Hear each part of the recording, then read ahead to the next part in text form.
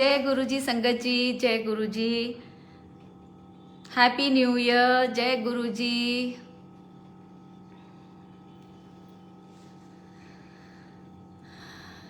जय गुरु जी। थोड़ा सा वेट करते हैं प्लीज, 1-2 मिनट और वेट करते हैं। लेट द संगत ज्वाइन एंड गुरु जी से फिर आज्ञा लेंगे कि गुरु जी आज के सत्संग की हमें आज्ञा दीजिए और मेरी वाणी में बैठकर जिसका जो कल्याण करना है, जिसको जो रिप्लाई देना है, जिसको जो मैसेज देना है, जिसको जो मेडिसिन देनी है, जिसको जो डोज देना है वो दीजिए। क्योंकि संगत जी मेरी वाणी में इतना दम ही नहीं है कि मैं अपने गुरु महाराज की महिमा का बखान कर सकूं, क्योंकि गुरु जी करता भी वो है और कारक भी वो है। तो सब कुछ करवाने वाले मेरे गुरु जी महाराज, जिनकी कृपा से आज न्यू ईयर पे उन्होंने ये सत्संग की सेवा बख्शी सबका कल्याण करने के लिए। और मुझे तो बहुत ब्लेस किया, क्योंकि मैं बहुत नालायक हूँ, मैं किसी लायक नहीं हूँ, लेकिन पता नहीं गुरु जी लायक बना देते हैं। तो इसीलिए मैं पूरा डिपेंडेंट हूँ अपने गुरुजी के ऊपर कि गुरुजी आपकी महिमा आप जानिए, आपने जो बुलवाना है सत्संग में वो आज बुलवाइए। तो संगत जी शुरू करते हैं, गुरुजी से आज्ञा लेते हैं आज सत्संग की। तो जय गुरुजी, शुक्राना गुरुजी। ओम नमः शिवाय, शिव जी सदा सहाय। ओम नमः शिवाय, गुरुजी सदा सहाय। सतगुरु, सतगुरु क्या है? सच्चा साथ। गुरु का सच्चा साथ अगर हमें मिल जाता है फिर हमें और किसी चीज की जरूरत ही नहीं पड़ती। हम दुनिया के इस मोह माया में, इस गृहस्थी में ऐसे फंसे हुए होते हैं कि हमें दिन रात सिर्फ ये दिखाई देता है, मेरा घर बन जाए, मेरी नौकरी लग जाए, मुझे गाड़ियाँ मिल जाएं, मेरे पास इतना पैसा आ जाए, मैं ये ऐश करूँ, मैं वो ऐश करूँ। लेकिन जो सतगुरु होते हैं वो इन चीज़ों से परे होते हैं। सच्चा साथ, सच्चा माने गुरु और साथ माने ये जो सत्संग होता है, ये जो साथ होता है, तो उसको सत्संग कहते हैं। और सत्संग किसकी कृपा से मिलता है? सिर्फ सदगुरु की कृपा से मिलता है। संगत कहती है हम इस टाइम पे गुरु जी के पास गए, हम इस टाइम पे गुरु जी के से मिले। नहीं, हमारी कोई औकात ही नहीं है, हमारी कोई बिसात ही नहीं है कि हम भगवान से मिल सकें या भगवान के पास जा सकें। जब तक सदगुरु की कृपा नहीं होगी, जब तक वो हमें अपनी शरण में नहीं लेंगे, तब तक हम एक पत्ता नहीं हिल सकता। तो हमारी औकात क्या है? क्योंकि सदगुरु का मिलना, अगर सदगुरु हमें अपनी शरण में लेते हैं तो उससे ज़्यादा ब्लेसिंग कुछ भी नहीं है। ये ब्रेसलेट और ये लॉकेट, ये सब जो है, ये तो गुरु जी की ब्लेसिंग है ही। गुरु जी का स्वरूप, गुरु जी की गद्दी, ये सब तो है ही। लेकिन जो सही मायनों में ब्लेसिंग है वो ये कि जब सदगुरु आपको अपनी शरण में लेते हैं, उन्हीं की कृपा से आप बड़े मंदिर जा पाते हैं। नहीं तो आप नहीं जा सकते। जितना मर्जी प्रोग्राम बना लीजिए, जितना मर्जी आप कह दीजिए आज जाऊंगी, कल जाऊंगी, परसों जाऊंगी, लेकिन जब तक सदगुरु का हुक्म नहीं होगा आप नहीं जा सकते। तो इसलिए कहते हैं सदगुरु मिला तो सब मिले, ना तो मिला ना कोई, और मात पिता सुत बांधवा ये तो घर घर होए। इसका मतलब ये है कि हर घर में एक माता पिता होते हैं, बच्चे होते हैं, भाई बहन सब होते हैं। लेकिन अगर जिसको सदगुरु मिल गया तो उसको सब कुछ मिल गया,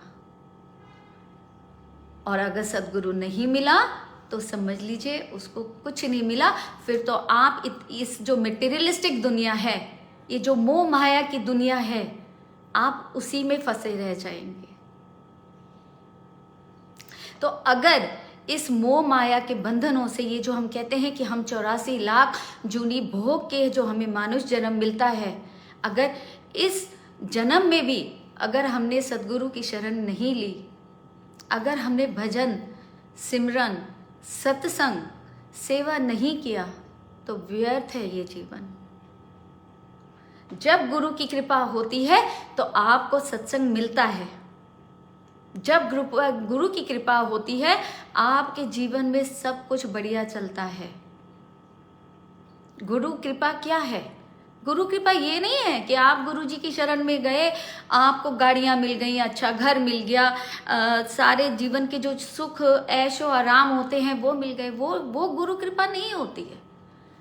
गुरु कृपा होती है जब आपके जीवन में कोई दुख, कोई कष्ट, जब बिना आपकी जानकारी के या तो वो कम हो जाते हैं या वो बिल्कुल खत्म हो जाते हैं, दैट मीन्स वो गुरु कृपा है आपके ऊपर। कोई ऐसा जीवन या कोई ऐसा नहीं है मनुष्य इस दुनिया में कि उसको दुख ना हो या उसको कोई कष्ट ना हो, उसको कोई रोग ना हो। दुख किसी भी टाइप का हो सकता है, चाहे वो आपका मन का हो, आपके तन का हो या आपके धन से हो। इस कलयुग में कोई मनुष्य ऐसा नहीं है कि जिसको दुख ना हो, लेकिन अगर आप पर गुरु कृपा है तो आपका दुख कैसे चला जाएगा आपको पता भी नहीं चलेगा। तो ये होती है गुरु कृपा।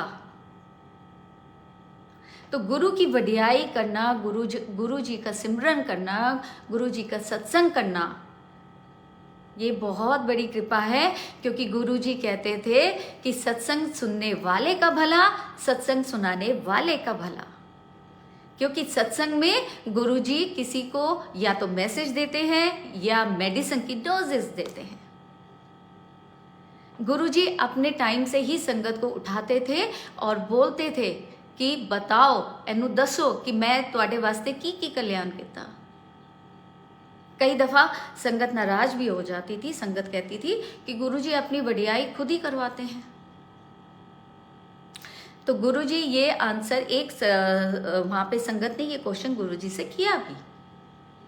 तो गुरु जी ने ये जवाब दिया था कि वडियाई नहीं करता, क्योंकि तुम मनुष्य जीवन, जो मनुष्य लोग होते हैं ना, हमारे में हम ज़्यादा, हद से ज़्यादा अपनी बुद्धि चलाते हैं, जिसे गुरु जी कहते थे मेरे कोल जद्दो भी आया करो, अपनी बुद्धि ना चलाया करो।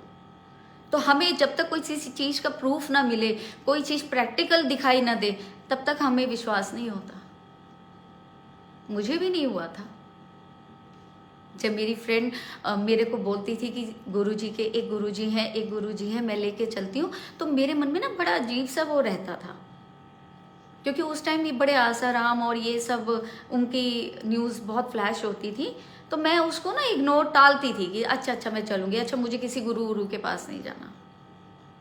ये मेरी बदकिस्मती थी। आज मैं कहती हूँ कि ये मेरी बदकिस्मती थी कि वो मुझे इतना बोलती थी, इतना फोर्स करती थी और मैं उसको टालती थी।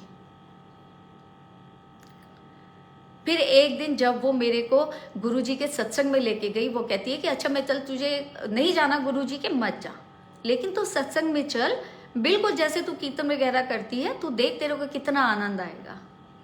संगत जी, मैंने कहा कि अच्छा यार, इससे पीछा छुड़वाना है तो चलो आज सत्संग में जाके मैं देखती हूँ। जाने अच्छी जगह ही तो लेके जा रही है। मैंने ये सोचा कि वहाँ पे भजन कीर्तन ही तो होगा। मेरे मन में ये थॉट था, मैं ये सोच के गई। और जब वहाँ पे संगत जी शब्द चले, मैंने उससे पूछा, तब तक मुझे पता नहीं था कि गुरुजी चले गए हैं चोला छोड़ के। मई में गुरुजी गए थे, जून में वो मेरी फ्रेंड मेरे को सत्संग में लेके गई। तो मैंने उससे पूछा कि गुरुजी कहाँ हैं? तो गुरुजी की गद्दी पे गुरुजी का स्वरूप लगा था। उसने कहा ये रे गुरुजी। तो मैंने उसकी तरफ देखा और मैं ऐसे हंस दी। मैंने ऐसे हाथ जोड़ दिया। मैं कहा ठीक है, हंस रहे हैं गुरुजी, मेरी बात हो है। कह रहे हैं कि कितनी पागल लड़की थी ये। तो ये मैं अपना पागलपन आपको सुना रही हूँ। तो फिर वहाँ से जब मैं आई, वहाँ पे लंगर प्रसाद उस दिन मिला, कुलचे छोले का प्रसाद। चाय प्रसाद मिली, कुलचे छोले मिली, कुलचे छोले मिले। और वहाँ पे उन्होंने जब सत्संग खत्म हुआ, डांस वांस हुआ, ठीक है, हाथ जोड़े और घर वापस। अगस्त में मेरे को कैंसर डिटेक्ट हुआ। ये होती है, देखो मैं ये बता रही हूँ कि जब हम अब मानव बुद्धि कितनी खराब होती है, इसीलिए गुरुजी कहते हैं कि कभी अपनी बुद्धि मत चलाओ। गुरुजी मुझे अपनी शरण में लेना चाहते थे, बुला रहे थे और मैं मना कर रही थी, क्योंकि गुरुजी को पता था ये कष्ट मेरे ऊपर आना है, तो वो मेरा पहले ही कल्याण करना चाहते थे। लेकिन मैं अपनी मूर्खता की वजह से जब नहीं गई तो मुझे वो चीज़ भोगनी पड़ी। और जब मैं अगस्त में मेरा ऑपरेशन हुआ कैंसर का, दिसंबर की नाइट, 31st नाइट, जो मेरे ब्रदर इन लॉ हैं वो मेरे को लेके गए, क्योंकि मेरी तबीयत बहुत ख़राब थी, मेरे से कुछ खाया पिया नहीं जाता था, मैं नमक भी नहीं खा पाती थी, मिर्च की तो बात ही छोड़ दीजिए। 31st नाइट को जब हम गए वहाँ पे, जब लंगर, वहाँ पे आजकल जो पार्किंग का लॉट है, तो वहाँ पे लंगर प्रसाद की सेवा लगी हुई थी। अंदर बैठ के, अंदर घूम के जब आ गए, फिर मैंने क्वेश्चन पूछा, मैं कहा भैया गुरुजी कहाँ हैं? तो क्योंकि मुझे तब तक पता नहीं था ना कि इसका क्या मतलब होता है कि गुरुजी है नहीं, कुछ ओला छोड़ गए, क्या था। तो भैया ने फिर दोबारा मुझे स्वरूप दिखाया। भैया ने कहा कि ये रहे गुरुजी। मैं फिर चुप हो गई। अब संगत जी वहाँ पे क्या था कि टेबल्स पे लंगर प्रसाद लगा हुआ था और सेवादार खड़े थे, आपको अपनी प्लेट्स लेके आगे चलना था। सेवादार उसमें आपका लंगर प्रसाद डाल रहे थे और आपको आगे जाके बैठ के नीचे खाना था। उस दिन बना था पालक पनीर की सब्जी, दाल और आलू गोभी था, चटनी थी मिर्च वाली जो मिलती है, और पूरी और गुलाब जामुन और कड़ा प्रसाद। संगत जी सबको 2-2 पूरी मिली और थोड़ी थोड़ी सब्जी प्रसाद मिला। लेकिन जब मेरी बारी आई, मेरी टर्न आई, मेरे को गुरुजी ने 4 पूरी दी और सब्जियां ऐसे भर भर के दी, ऐसे प्लेट जैसे पता नहीं मैं कितने जन्मों से मैंने नहीं खाया। मैंने लंगर प्रसाद देखा, मैंने मन में कहा हे राम, मैं कैसे खाऊंगी, मेरे से तो खाया नहीं जाता है और इतना सारा प्रसाद। तो मैंने सेवादार अंकल को बोला, मैंने कहा भैया, क्योंकि मुझे पता नहीं था कि यहाँ पे अंकल या आंटी कह के एड्रेस किया जाता है, तो मैंने कहा भैया ये ना आप कम कर लीजिए, मैं इतना सारा नहीं खा सकती। तो उन्होंने कहा कि आंटी आप सबसे पहले तो भैया मत बोलो, अंकल बोलो। मैं कहा अच्छा। मैंने कहा अंकल जी इसको कम कर लीजिए। कहते हैं नहीं आंटी, ये तो आपको आज मेडिसिन मिली है, ये तो गुरुजी ने आपको दिया है। मैंने कहा अंकल देखो सबको अभी आगे गए मेरे हस्बैंड और ब्रदर इन लॉ, उनको 2-2 पूरी मिली, अब मेरे को आपने 4 पूरी दी, मेरी तबीयत ठीक नहीं है तो मैं नहीं खा पाऊंगी। कहते नहीं आंटी आज तो गुरुजी ने आपको मेडिसिन दिया, आज ठीक हो जाओगे, आप खाओ इसको। अब मैंने मन में कहा कि इनको क्या बताऊं, मेरे से खाया तो जाता नहीं है और ये कह रहे हैं खाओ आपकी मेडिसिन है। तब तक मुझे कुछ भी नहीं पता था संगत जी, कुछ भी नहीं पता था। I was totally blank about गुरुजी।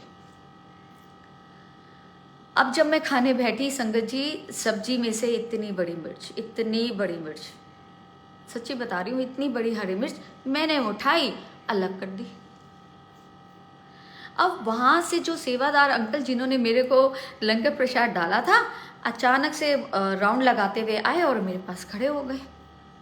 मेरे को बोले कि आंटी आपने ये हरी मिर्च क्यों निकाल दी? मैंने फिर दोबारा मेरे मुंह से भैया निकला, उन्होंने फिर टोका, उन्होंने कहा अंकल, भैया नहीं। मैंने कहा अच्छा सॉरी अंकल जी। मैंने कहा अंकल जी मेरी तबीयत ठीक नहीं है ना, मैं तो कुछ खा ही नहीं सकती, तो मैं ये हरी मिर्च कैसे खाऊंगी? कहते हैं इसीलिए तो हरी मिर्च दी है गुरु जी ने, क्योंकि यहाँ पे जिसको, इसका मतलब आपके शरीर के अंदर कोई बहुत बड़ा कष्ट है, ये हरी मिर्च तभी मिलती है जब गुरु जी किसी का रोग काटते हैं। आप खाओ आंटी, जैसे भी हो आपको तो खाना पड़ेगा ये सारा लंगर प्रसाद। अब संगत जी मैं एक ग्राइंड डालूं, टप टप टप टप मेरे आंखों से आंसू, क्योंकि वो इतनी मिर्चें लगे, इतनी मिर्चें लगे। मैंने उनको फिर वो राउंड लगाते, वो कहीं नहीं जाते थे, वो मेरे पास आके खड़े हो जाते थे। मैं कहती थी ये बार बार मेरे पास आके खड़े हो जाते हैं तो मैं कैसे खाऊंगी, एक तो खाया नहीं जा रहा है। अब मैं रो रही हूँ तो मेरे को देख के ना वो हंस रहे हैं। मैंने कहा वाह, मैंने कहा ऐसे मन में कहा, मैंने कहा वाह गुरुजी, एक तो मिर्च वाला खाना खिला रहे हो, मैं खा नहीं सकती, ऊपर से ये आके खड़े हो जाते हैं, ऊपर से मैं रो रही हूँ और ये देख के हंस रहे हैं।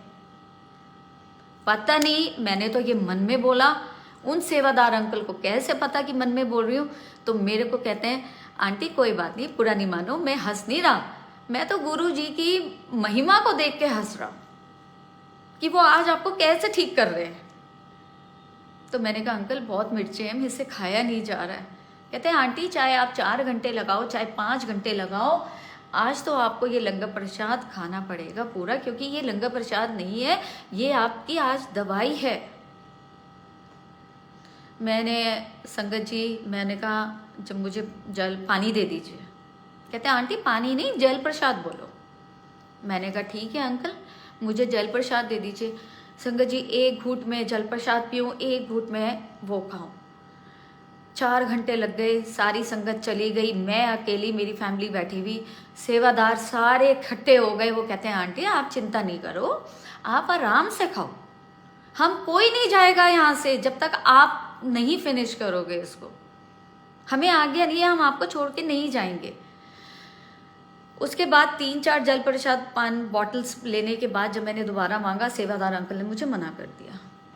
कहते हैं आंटी अब नहीं मिलेगा आपको जल प्रसाद, आप ये खाओ। अब मैंने क्या करा, मैंने 1 ग्राही में खाती, 1 ग्राही में कड़ा प्रसाद खाती, 1 ग्राही में गुलाब जामुन खाती, ताकि मिर्च ना लगे। लेकिन मिर्च जैसे दवाई होती है ना, कि मतलब आपसे अगर मुंह में जरा से भी चिपक जाए ऊपर आपके, तो कैसे आपका मुंह का टेस्ट हो जाता है, आपको दवाई खानी नहीं अच्छी लगती। वो दवाई थी मेरी मिर्च वाली।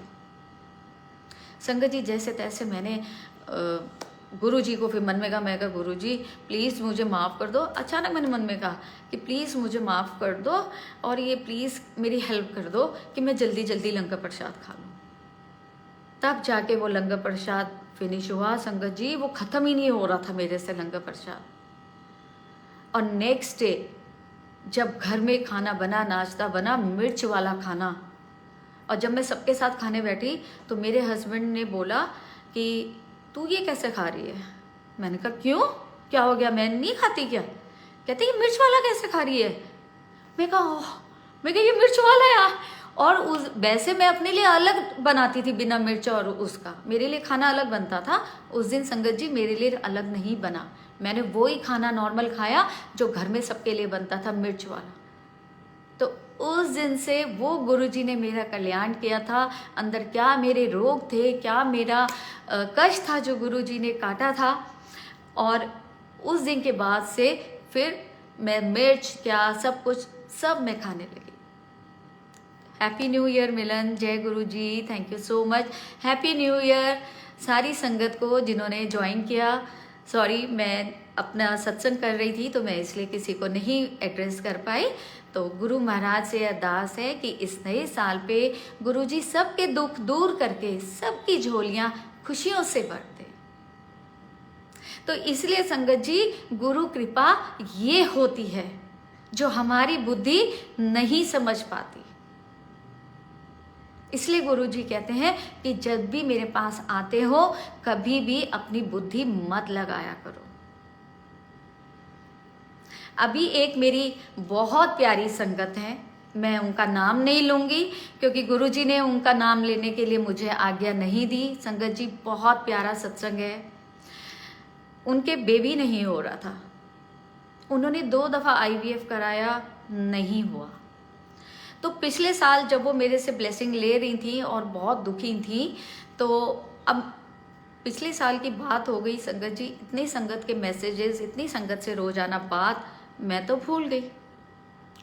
अब की बार ये लास्ट था तो मैंने उनको बोला था नाउ दिस इज फाइनल, और अब की बार डेफिनेटली गुरुजी आपको ब्लेस करेंगे, तो बिल्कुल पॉजिटिव होके जाना, आपको गुड न्यूज़ ही मिलेगी। अब मैंने कह तो दिया, लेकिन मैंने गुरुजी पे विश्वास करके कहा, और मैंने गुरुजी को कहा कि गुरुजी मेरी लाज आपके हाथों में है, क्योंकि करना आपने है, सब कुछ आप करते हो। मैं तो आपके नाम पे बस पागलों की तरह बोल देती हूँ कि कोई संगत दुखी ना हो, लेकिन झोली भरते तो आप हो। तो लाज आपने रखनी है। मैंने कहा गुरुजी मेरी भी और अपनी भी, मैंने ऐसे बोला था उनको। तो मैं भी बहुत टेंशन में थी कि उसकी रिपोर्ट्स आ जाएं तो पता चले कि क्या हो क्या नहीं हो। तो जब उनकी रिपोर्ट्स आई तो उन्होंने मेरे को कहा कि आंटी मैं उनको मैसेज कर रही थी कि बताओ कि क्या हुआ। कहती मैं मैसेज में नहीं बताऊंगी। तो मेरे को ना थोड़ा सा बहुत टेंशन हो गई। मैंने ऐसे गुरुजी को देखा, मैं कहा गुरुजी वैसे तो मुझे पूरा विश्वास है कि बिल्कुल गुड न्यूज़ होगी, लेकिन ये कुछ ना मतलब बता नहीं रही है, क्या है आप बताओ। संगत जी उनका कॉल आया और उन्होंने मेरे से ये कहा कि आंटी लास्ट ईयर आपने मेरे को एक बात बोली थी, आपको याद है? मेरे को सच्ची में नहीं याद थी। मैंने उनको बोला, मैंने कहा नहीं मुझे नहीं याद है। उन्होंने मेरे को स्क्रीनशॉट भेजा। उन्होंने मेरे को ये बोला कि लास्ट ईयर आंटी जब मैं बहुत दुखी हो रही थी, जब ब्लेसिंग आपने मुझको भेजी थी, आपने बोला था कि देखो गुरुजी ने बोला है कि मैं एनू ट्विंस देवांगा। कहती मेरे ट्विंस हैं aunty, good news. Oh my God संगत जी, मैं इतनी खुश, मतलब गुड न्यूज़ सुन के और रो मैं रही थी। मैंने गुरुजी को मत्था टेका। मैंने कहा गुरुजी मैं जितना शुक्राना करूँ ना आपका उतना कम है। वाकई आप हम दीनों की, हम गरीबों की, हम सेवकों की लाज रखते हो आप। तो इसीलिए कहती हूँ संगत जी कि गुरुजी के पास अगर आप जाते हो, बहुत लाज रखते हैं गुरुजी, मेरी बहुत लाज रखते हैं। इतनी सेवा बख्शते, इतना प्यार दिलवाते हैं संगत से, चाहे वो कोई भी हो, इतना प्यार दिलवाते हैं गुरुजी, मेरे पर इतनी कृपा बरसाते हैं कि मैं जितना शुक्राना करूं उतना कम है। मैं किसी लायक नहीं हूँ संगत जी, मैं सच्ची में किसी भी लायक नहीं हूँ। ये सब उनकी मेहरबानी है, ये सब उनका करिश्मा है कि आज गुरुजी ने इतना मेरे को प्यार दिलवाया है संगत से। क्योंकि संगत में गुरुजी ही बसते हैं, तो वो संगत प्यार देती है, दैट मीन्स कि मुझे गुरुजी ही प्यार करते हैं। तो जितना मैं शुक्राना करूं उतना कम है। इसलिए मैं कहती हूँ संगत जी, अगर गुरुजी ने अगर आपको शरण में लिया है, सबसे बड़ी कृपा यही है कि उन्होंने आपको अपनी शरण में लिया है। गुरुजी के पास जाते हो तो निश्चिंत हो जाओ, सरेंडर कर दो सब कुछ, क्योंकि गुरुजी को सिर्फ आपके भाव चाहिए, उनको कुछ भी नहीं चाहिए। आप किसी भी मंदिर गुरुद्वारे कहीं भी चले जाओ, दुनिया भर का दान वान सब करके आते हो, लेकिन एक गुरुजी का दरबार ऐसा है कि गुरुजी हमारे पाप अपने ऊपर लेते हैं, बदले में हमारी झोलियां भरते हैं, हमारे गुनाह माफ करते हैं, हमसे कुछ नहीं लेते, देते ही देते हैं। लेकिन कब? जब हमारे भाव अच्छे हो जाते हैं, हमारा मन, हमारा हृदय अच्छा हो जाता है। अगर गुरुजी की शरण में आकर संगत कहती है आंटी मैं तो गुरुजी को बहुत मानती हूँ, मैं तो गुरुजी की बहुत मानती हूँ, फिर मेरे को एक स्क्रीनशॉट दिखाते हैं, आंटी आपके पास ऐसा ब्रेसलेट है, आंटी आपके पास ये मिल जाएगा।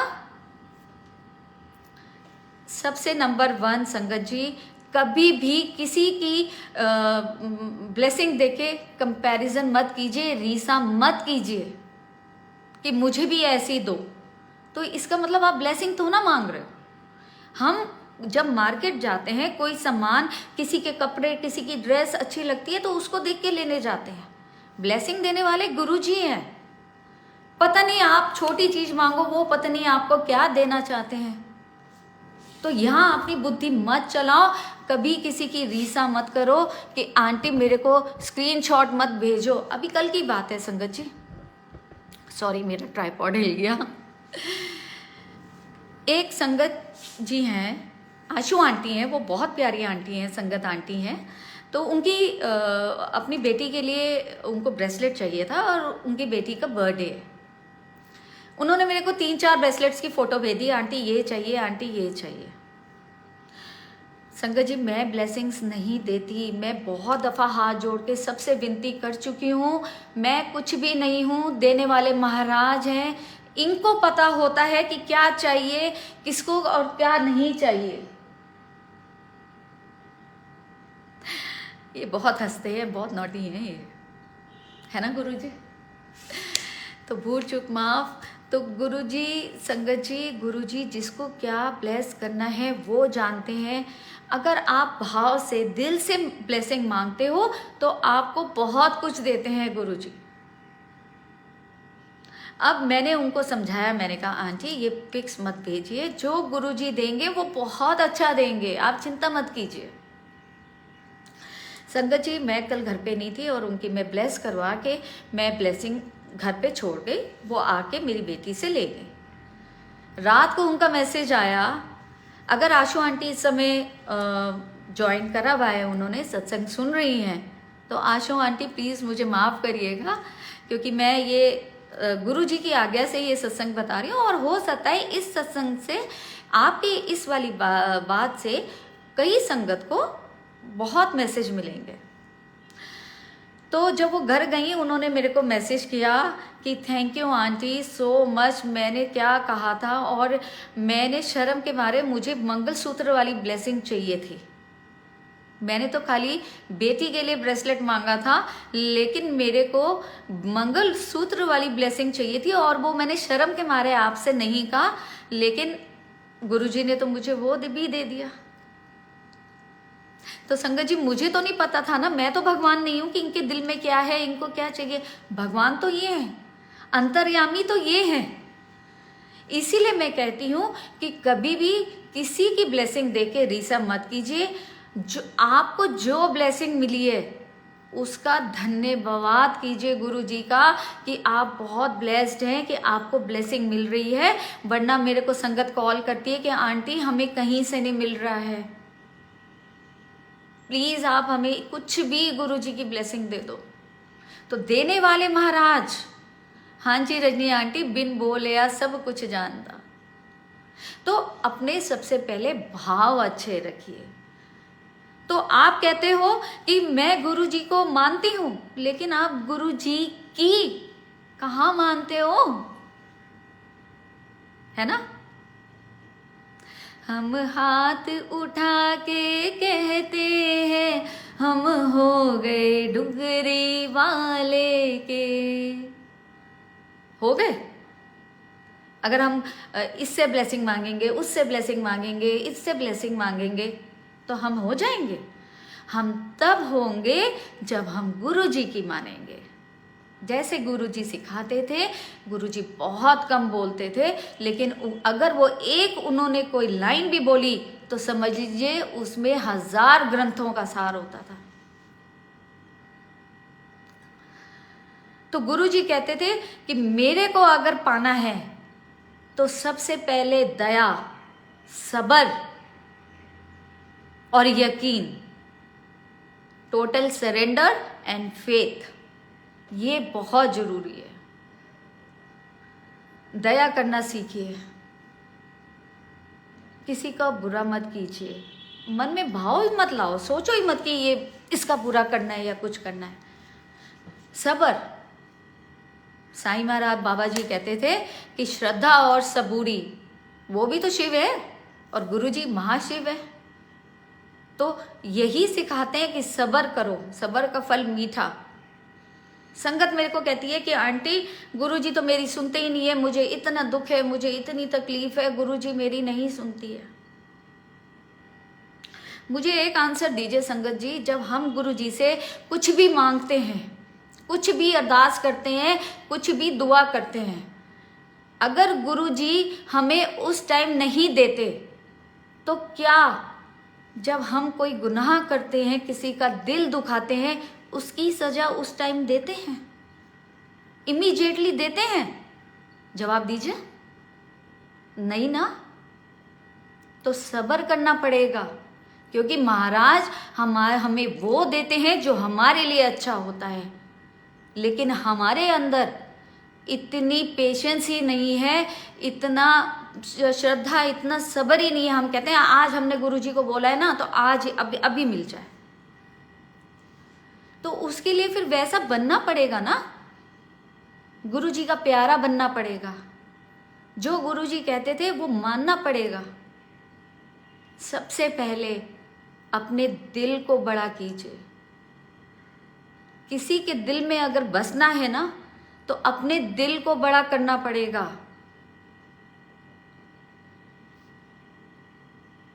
अगर आपका दिल नहीं बड़ा होगा ना तो आपके अंदर प्यार ही नहीं आएगा, आप किसी को अपने दिल में ही नहीं बसा पाओगे। हाँ जी, महेश अंकल बहुत दयालु हैं, बहुत दयालु हैं। तो किसी को अगर दिल में बसाना है तो अपने दिल को बड़ा कीजिए, और अगर किसी के दिल में बसना है तो अपने को छोटा कर लीजिए। छोटा इन सेंस नीवापन, प्यार।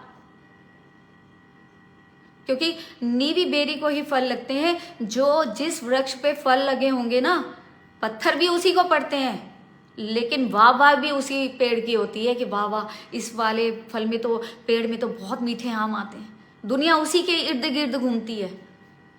जो खूंगट कंकाल पेड़ होते हैं ना, कोई उसके पास नहीं जाता।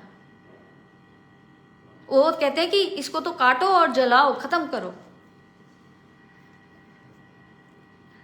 तो ये 3 चीजें, total surrender and unconditional faith, अगर आपके ऊपर है गुरु जी के लिए, तो आपको बिन मांगे वो भी मिलेगा जो आप नहीं मांगते हो। गुरु जी को संगत कहती है कि हमारा कनेक्शन नहीं लगता है, कैसे हम कनेक्शन बनाएं? भोलेपन से, चालाकी नहीं, चतुराई नहीं, यहां नहीं चलेगी। इंसानों से आप कर लोगे जितना मर्जी, आप झूठ, कपट, छल, चालाकियां करते हैं ना, हम आपस में करते हैं एक दूसरे से, लेकिन इनके साथ नहीं चलती। और संगत जी यकीन बता रही हूं कि जो भी मेरे से झूठ बोलता है उसकी सच्चाई गुरुजी मेरे सामने ले आते हैं। चाहे वो किसी वे में भी झूठ बोले, चाहे ब्लेसिंग के मामले में बोले, चाहे वैसे भी कोई भी, उसका सच गुरुजी दिखा देते हैं। तो ये है गुरु कृपा, क्योंकि गुरुजी मेरे साथ हैं। पल पल मेरे साथ तुम रहते हो। तो जब गुरुजी मेरे साथ हैं तो मुझे डरने की क्या बात है। तो दिखावे से नहीं, हम लोग आजकल इतना दिखावा करते हैं। दिखावा क्यों करते हैं? दूसरे को खुश करने में। उससे क्या फायदा होगा? कोई खुश नहीं होता आजकल, किसी से कोई खुश नहीं होता। लेकिन जितना आप दिखावा करोगे ना, गुरुजी से दूर हो जाओगे। और जितना आप नीवापन, भोलापन रखोगे ना, गुरुजी आपको अपने पास ले आएंगे। फिर किसी और की जरूरत ही नहीं पड़ेगी आपको, क्योंकि गुरुजी भोले भाव से खुश होते हैं। भगवान देखो कहीं नहीं है। हम जाते हैं मंदिर, मस्जिद, गुरुद्वारा। गुरुजी के एक दफा गुरुजी ने संगत को बोला था, वो वैष्णो देवी जाना चाहती थी, वो क्रिश्चियन संगत थी। तो उन्होंने गुरुजी से आज्ञा मांगी कि गुरुजी मैं वैष्णो देवी कल जा रही हूँ। तो गुरुजी ने उनको मना कर दिया कि नहीं जाना। तो उनके दिल में ना उस टाइम बहुत ये बात आई कि भाई क्यों गुरुजी मना कर रहे हैं, और मतलब गुरुजी चाहते हैं कि मैं कहीं ना जाऊं, मैं यहीं रहूं। उनके दिल में ये बात आई। लेकिन वो अगले दिन वैष्णो देवी चली गई। जब वो वैष्णो देवी से लौट के आई, उनकी बहुत तबीयत खराब हुई, और गुरुजी ने बोला उनको कि हो आई है वैष्णो देवी, कितने दर्शन? उन्होंने कहा हाँ जी। तो उन्होंने कहा गुरुजी मेरी तबीयत बहुत खराब हो रही है।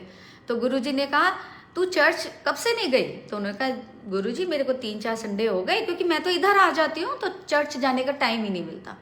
तो गुरुजी उनको उसी समय चर्च लेके गए। जब वो चर्च लेके गए गुरुजी, तो उनके मन में आया, उन्होंने सॉरी बोला। उनके मन में कहा कि मतलब गुरुजी को मेरी कितनी चिंता है, मेरा दिल कितना पापी हो गया था कि मैं गुरुजी के लिए बुरा सोच रही थी कि गुरुजी मुझे वैष्णो देवी जाने के लिए मना कर रहे हैं, और गुरुजी तो मेरे को चर्च लेके आए हैं कि तू पहले चर्च चल, उधर तेरे को आराम मिलेगा। और उस दिन के बाद से वो ठीक हो गई। तो गुरुजी कहते थे कि जब महाशिव आपके सामने बैठा है, क्योंकि चारों तीर्थ धाम आपके चरणों में, हे गुरुदेव प्रणाम आपके चरणों में। जब महाशिव हैं, गुरुजी कहते थे जब सूर्य भी निकलता है वो मुझे नमस्कार करके निकलता है, सारे देवी देवता मेरे पास ही बैठे रहते हैं, तो क्यों जाते हो इधर उधर भटकते हो। गुरुजी कभी ये नहीं मना करते थे तुम उस मंदिर मत जाओ या यहाँ नहीं जाओ, उन्होंने कभी नहीं मना करा। और सच्ची में अगर आपकी सच्ची लगन है, सच्ची श्रद्धा है संगत जी, आपको सारे तीर्थ यहाँ दिख जाएंगे। अभी पिछले महीने में एक सत्संग में गई थी, तो वहाँ पे मैंने बैठे बैठे गुरुजी को मन में कहा, मैं कहा गुरुजी आज मुझे साईं बाबा की बहुत याद आ रही है। मैं ऐसे आंख बंद करके बैठी हुई थी और मैंने ऐसे गुरुजी को बोला कि गुरुजी आज मुझे साईं बाबा की बहुत याद आ रही है। संगत जी जब मैं 5 मिनट बाद आंख खोली तो मुझे मेहरून कलर के चोले में साईं बाबा के दर्शन हुए। मैं बहुत खुश। और जो मेरा भाई शिवा, उसको गुरुजी ने पर्दे में दर्शन दिए थे, तो मैं बहुत खुश। मैंने कहा शुक्राना करा, मैंने कहा thank you Guruji, thank you. मतलब हम कितने पापी हैं, मतलब आप तो बोलने की देर है और आप सब कुछ पूरा कर देते हो। संगत जी वो दिन का दिन है। उसके बाद मैं कल तक मैंने जितने सत्संग अटेंड करे उसमें मेहरून चोले में ही गुरुजी के दर्शन हुए सारे सत्संग में। तो इसका मतलब क्या है, गुरुजी ने मुझे ये बताया कि साईं भी मैं हूं और तेरा गुरु भी मैं हूं, सब कुछ मैं ही मैं हूं। तो वो मेरी गलती थी ना, लेकिन मेरे को दर्शन कराए महाराज ने। जिस चोले में मेरे को साईं बाबा के दर्शन हुए संगत जी, मैं बहुत हैरान हूँ, मैं खुद नहीं समझ पा रही। उस दिन के बाद से मैं जिस सत्संग में जा रही हूँ मुझे उसी चोले में गुरुजी दिखते हैं, मतलब वो ही सजा हुआ होता है हर सत्संग में, वो ही कलर का टिपिकल, वो जो मेहरून ब्लड मेहरून कलर होता है ना, उसमें साईं बाबा के दर्शन कराए थे गुरुजी ने। और जिस सत्संग में जा रही हूँ हर जगह गुरुजी का वही चोला है। तो गुरुजी ने मुझे ये सिखाया कि हर तरफ मैं ही मैं हूं। कौन सा भगवान तुझे देखना है पता। तो शुक्राना मेरे गुरु महाराज जी का कि इतना कृपा करते हैं, इतना हमें ब्लेस करते हैं गुरुजी। संगत जी एक मेरी संगत आंटी हैं डिम्पल आंटी, प्लीज़ उनके लिए अरदास कीजिएगा। उनका कल ऑपरेशन है, उनका पैर, वो कहती हैं कि मैं मंत्र जाप करते हुए जा रही थी, अचानक मेरा पैर मुड़ा और मैं गिर गई। उनके पैर में जो एंकल होता है वो फ्रैक्चर हो गया है, कल नट बोल्ट्स डलेंगे, ऑपरेशन होगा। तो मैंने उनको यही कहा, मैंने कहा डिम्पल आंटी आप मंत्र जाप करते हुए जा रहे थे इसीलिए कोई बहुत बड़े कष्ट से बच गए। वो कहती हैं बिल्कुल आंटी, मैं जिस हिसाब से गिरी तो मेरा सर फट जाता, गुरुजी ने मुझे छोटे कष्ट में ही काट दिया। और हम कहते हैं गुरुजी हमारी सुनते ही नहीं है। अगर आपका गुरुजी कहते थे कि 90% कष्ट मैं अपने ऊपर लेता हूं, 10% तुम्हें भोगना पड़ेगा, उस 10% में हमारी बैंड बच जाती है संगत जी। 100% हम कैसे भोगते। अगर गुरुजी ने अपनी शरण में हमें लिया है, हमें इतना ब्लेस करा है, तो हमें हर पल हर सांस हर रोम रोम शुक्राना करना चाहिए ताकि गुरुजी और ब्लेस करें। गुरुजी के पास, गुरुजी की शरण से हम कभी छूटे ही ना। तो जो कृपा है गुरु के होने की, गुरु की महिमा की, एक वो मैं बताती हूँ। एक दफा क्या हुआ कि एक शिष्य था, तो वो अपने गुरु की बड़ी सेवा करता था। अब उसके बहन की शादी थी, उसने अपने गुरु को बोला कि गुरुजी मेरे बहन की शादी है तो मुझे जो है 10 दिन की छुट्टी चाहिए आश्रम से। तो गुरुजी ने कहा ठीक है। तो उन्होंने कहा कि गुरुजी आप भी चलिएगा मेरे साथ। तो गुरुजी ने कहा कि भाई मैं जब वक्त आएगा तब मैं बताऊंगा। अब जब उसके जाने वाला दिन आया तो उसने अपने गुरु से आज्ञा मांगी कि मुझे आज्ञा दीजिए। तो गुरु ने क्या करा कि उसको 5 किलो अनार उसको साथ ले जाने के लिए दे दिए। अब उसने सोचा, उसने 5 किलो अनार तो रख लिए, उसने मन ही मन सोचा कि मैं इतना गरीब हूँ और मैंने इतनी सेवा करी अपने गुरु की, तो उसके बदले गुरु ने तो मेरे को कुछ दिया ही नहीं मेरी बहन की शादी के लिए, और ये 5 किलो अनार दे दिए।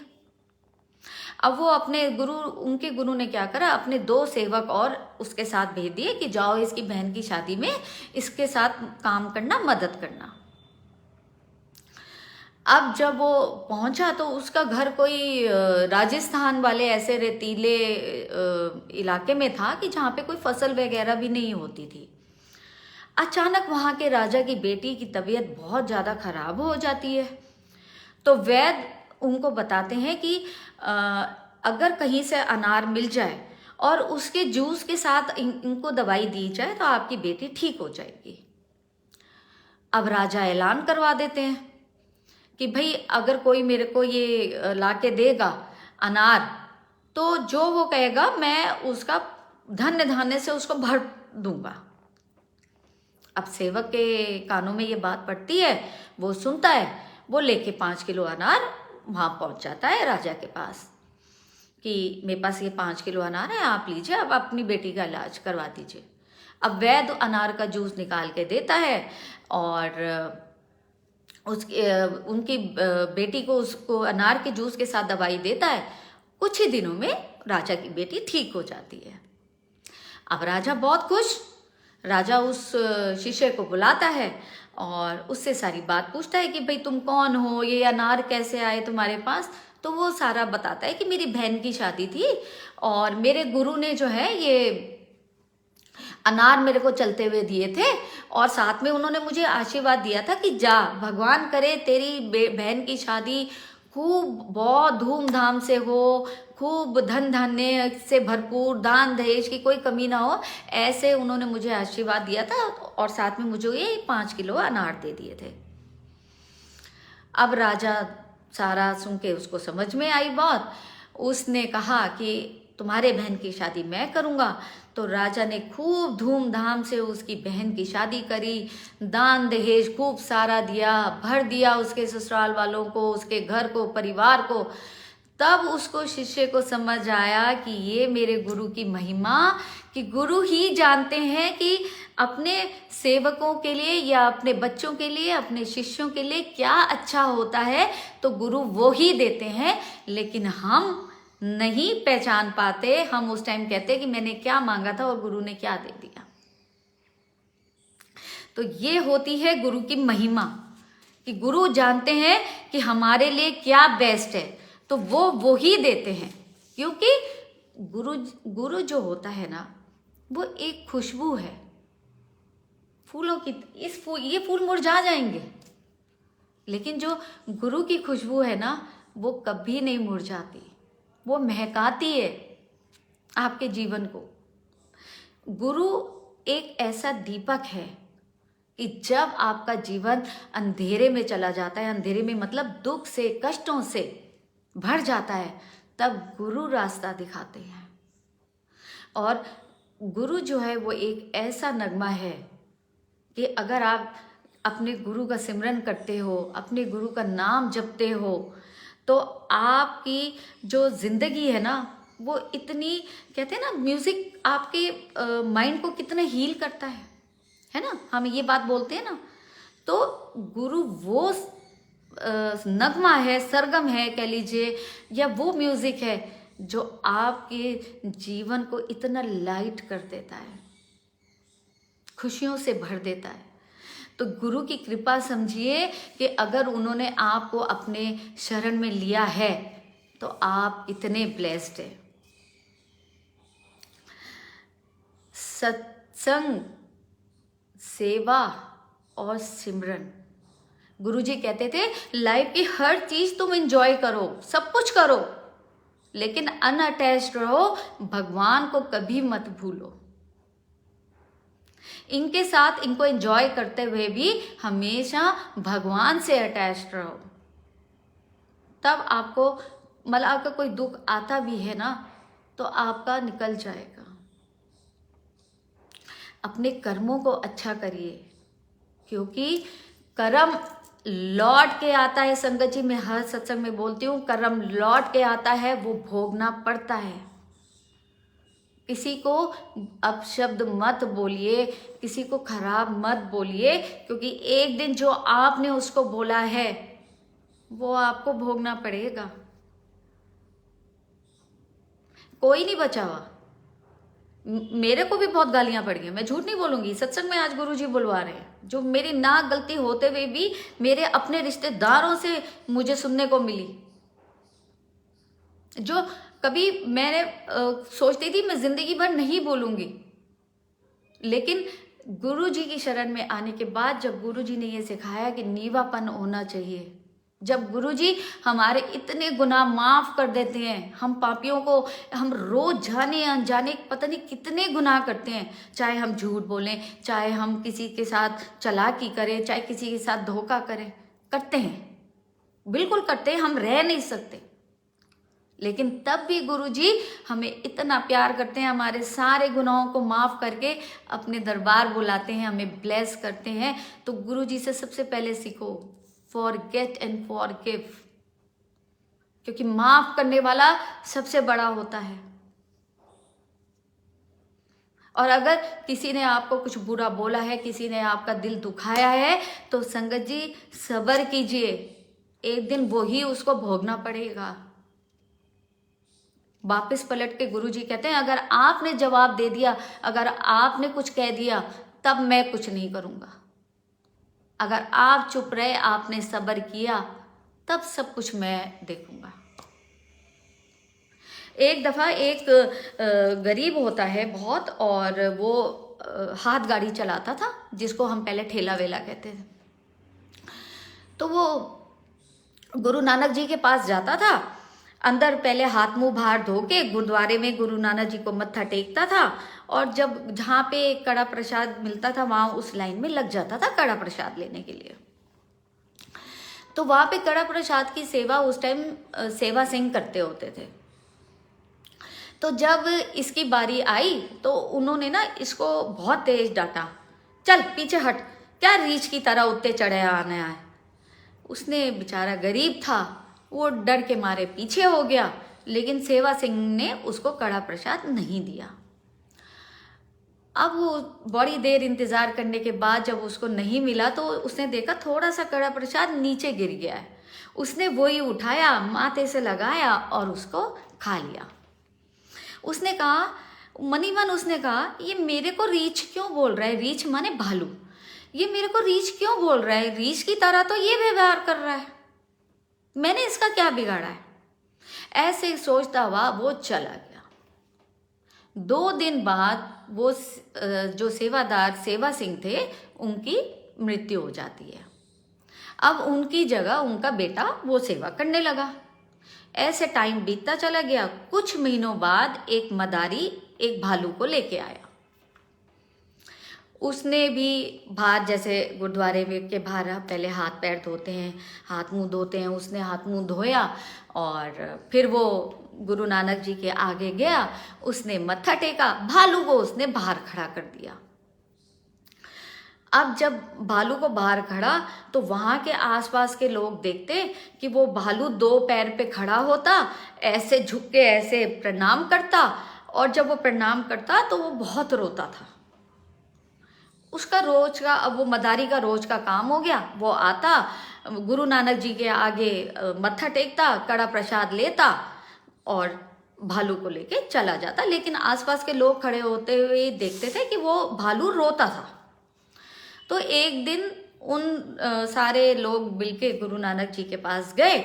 उन्होंने कहा कि हे सच्चे बादशाह, हमें समझ नहीं आता, एक मदारी आता है भालू को लेके, जब वो मदारी अंदर आता है आपके पास मत्था टेकता है, कड़ा प्रसाद लेता है, वो मदारी 2 पैर पे खड़े होके ऐसे प्रणाम करता है, ऐसे नीचे झुक के, और बहुत रोता है। तो गुरु नानक देव जी ने फिर बताया कि देखो ये अपने पिछले जन्म के कर्म भोग रहा है। उन्होंने कहा कैसे, आप हमें बताइए। तो उन्होंने कहा कि इसने एक गरीब आदमी की बेइज्जती करी थी, वो कड़ा प्रसाद मांग रहा था, इसने उसको बोला चल पीछे हट, क्या रीछ की तरह ऊपर चढ़े आ रहा है, तो आज ये भालू बना है। तो उसके जब ये सारी बातें सुनी तो उसके बेटे को, जो भालू बना था, जो सेवा सिंह थे उस टाइम, तो उसको बहुत रोना आया। उसने गुरु नानक जी देव जी के आगे बड़ी माफ़ी मांगी कि हे सच्चे पातशाह, मेरे पिता ने जो गुनाह करे हैं, मैं उनकी माफ़ी मैं मांगता हूँ, आप इस जून से उनको निकाल दीजिए, क्योंकि भालू को सब बहुत गंदे उससे देखते हैं, कोई प्यार नहीं करता। तो ये बहुत कष्ट सह रहे हैं, अगर उनसे गुनाह हुआ है मैं माफ़ी मांगता हूँ, अगर आपने कोई मेरे को देना है सज़ा तो आप मुझे दीजिए। तो गुरु सच्चे बादशाह गुरु नानक देव जी ने बोला कि नहीं, अपने कर्म तो आपको खुद ही भोगने पड़ेंगे। इसीलिए कभी भी किसी का अपमान मत कीजिए, किसी का मजाक मत उड़ाइए। कोई गरीब नहीं, अगर आप गुरु के दर पे हैं, क्योंकि गुरु जी के दर पे जाके देखो, वहाँ पे सब एक हैं, कोई नया पुराना नहीं, कोई गरीब और ऊंचा अमीर आदमी कुछ नहीं, सब एक है। तो भाव कहने का ये था कि कभी किसी का मजाक मत उड़ाओ, कभी किसी को अपशब्द मत बोलो, कभी किसी की इंसल्ट मत बोलो, क्योंकि वो कर्म लौट के आपका आएगा। अगर या तो इसी जन्म में आप भोगोगे, नहीं तो अगले जन्म में भोगोगे। ये जो दुख हम पे आते हैं, जो कष्ट हम पे आते हैं, तो हम कहते हैं ना कि हमने तो इस जन्म में कुछ भी नहीं किया, तो हमें ये दुख क्यों मिल रहा है। हमें क्या पता कि हमने पिछले जन्म में क्या करा, तभी तो हम भोगते हैं ना। तो उसका अगर आप चाहते हैं कि वो भोग जल्दी खत्म हो जाए, तो दिन रात भजन, सिमरन, सत्संग, सेवा, दया, ये भाव अपने अंदर लाइए, क्योंकि इसी से जीवन तरेगा, इसी से जीवन पार होगा। कोई काम नहीं आएगा सिवाय गुरु जी के, सिवाय भगवान के। जब भी कोई चोट लगती है, जब भी कोई दर्द होता है ना, हमारे मुंह से नहीं, ओई माँ, है ना, माँ याद आती है ना। क्यों? क्योंकि भगवान कहते हैं माँ को ही मैंने अपने रूप में बना के भेजा है। तो जब भी कोई दुख होता है, कोई बहुत बड़ा दुख होता है, हमें कोई रिश्तेदार याद नहीं आता, हमें सिर्फ भगवान याद आते हैं, हमें सिर्फ गुरु जी याद आते हैं। तो अगर गुरु जी का प्यार पाना है संगत जी, पहले सबसे प्यार कीजिए, क्योंकि जो आप बांटोगे वही तो मिलेगा, 10 गुना बढ़कर मिलेगा।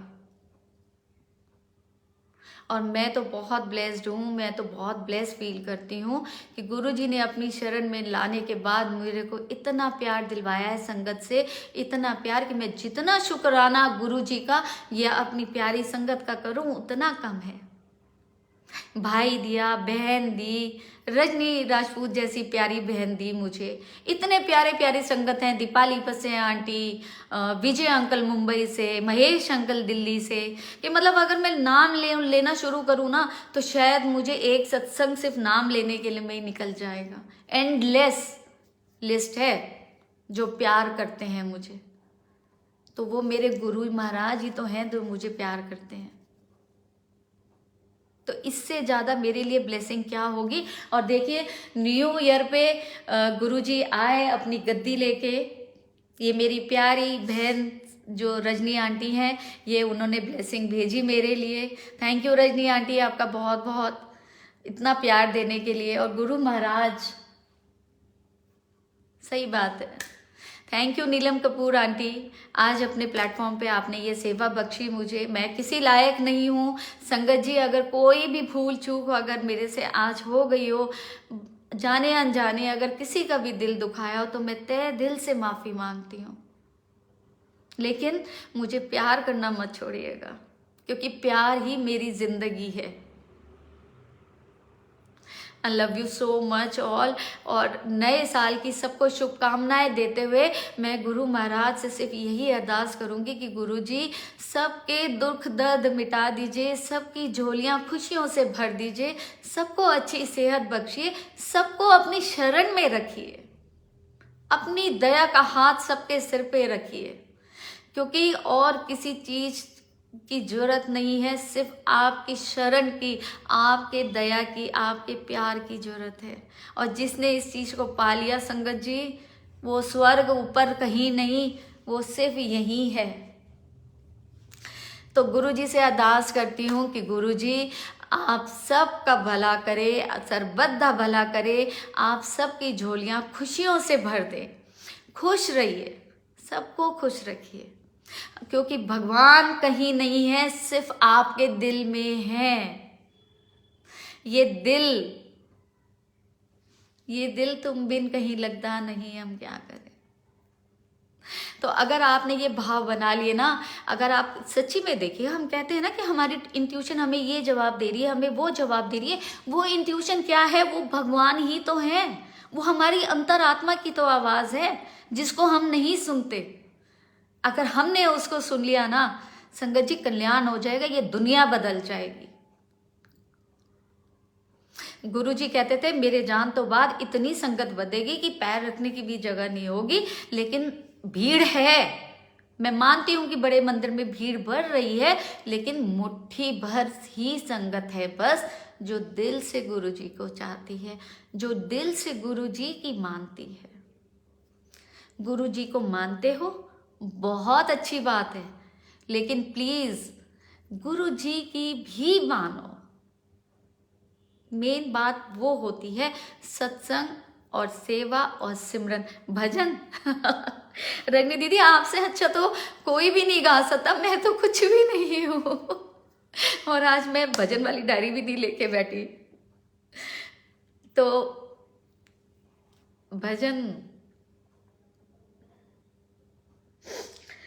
हम हाथ उठा के कहते हैं हम हो गए डुगरी वाले के। हम हाथ उठा के कहते हैं हम हो गए डुगरी वाले के। किस्मत से मुझे दरबार मिला, ढूंढू वो ही मुझे प्यार मिला। तेरे लाइन में भूल गई, मेरी डायरी नहीं है। हाँ, बहते हुए आंसू कहते हैं हम हो गए डुगरी वाले के। हम हाथ उठा के कहते हैं हम हो गए डुगरी वाले के। तेरे चलते शान और शौकत है, मेरा सब कुछ तेरी बदौलत है। बहते हुए आंसू कहते हैं हम हो गए गुरुजी वाले हैं। हम हो गए डुगरी वाले के, हम हो गए गुरुजी वाले के। तो शुक्राना गुरुजी, हंसते रहिए, बसते रहिए, खिलखिलाते रहिए, ऐश कीजिए। गुरुजी कहते थे ऐश कीजिए। ऐश तभी हो सकती है जब आप प्यार दोगे, प्यार लोगे, तो सब कुछ उनकी शरण में रह के ही ऐश है। सर्वदा भला कीजिए, सब दुआ करा करिए कि सर्वदा करो, भला करो मालिक, क्योंकि उस सरबत में आप अपने आप आ जाओगे। जो दुआ आप किसी के लिए करोगे, वही दुआ अगर कोई और करेगा तो आपके लिए अब आपके सारे काम वो मालिक बना देगा। तो शुक्राना, अनंतम शुक्राना मेरी प्यारी संगत का, जिन्होंने आज ये सत्संग सुना। मैं आशा करती हूँ कि गुरु महाराज ने जरूर किसी न किसी को मैसेज, मेडिसिन या कोई आंसर दिया होगा। कोई भूल चूक हो गई हो तो मुझे क्षमा करिएगा। I love you all. आप बहुत प्यारी संगत हैं। भगवान करे ये वर्ष और आने वाले जितने भी वर्ष हों, आप सबके आनंदमय और मंगलकारी हों। इस अरदास के साथ कि गुरुजी सबको ब्लेस कीजिए, सर्वदा भला कीजिए। जय गुरुजी, अनंतम शुक्राना गुरुजी। जल्दी मिलेंगे जब गुरुजी का हुक्म होगा। जय Guruji, happy new year to all. Thank you and thank you so much.